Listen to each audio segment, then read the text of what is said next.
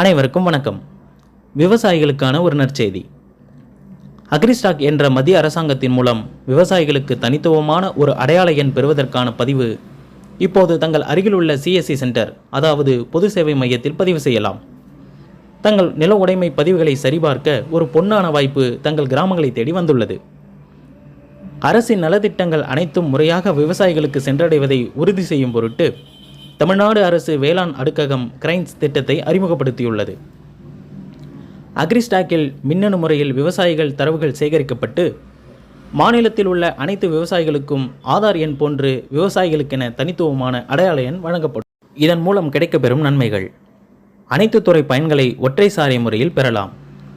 ஒவ்வொரு முறை விண்ணப்பிக்கும் போது ஆவணங்கள் சமர்ப்பிக்க வேண்டியதில்லை.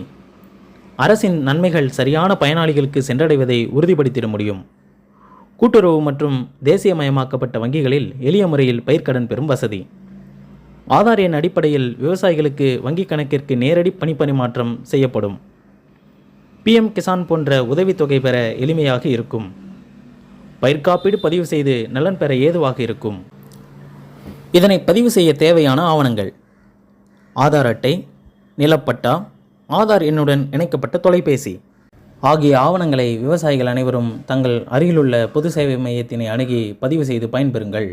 இந்த தகவல் பிடித்திருந்தால் லைக் பண்ணுங்கள். உங்களுக்கு தேவையான தகவல்களை பெற கமெண்ட் பண்ணுங்கள். இது மக்களுக்கு பயன்பெற ஷேர் பண்ணுங்கள். நன்றி, வணக்கம்.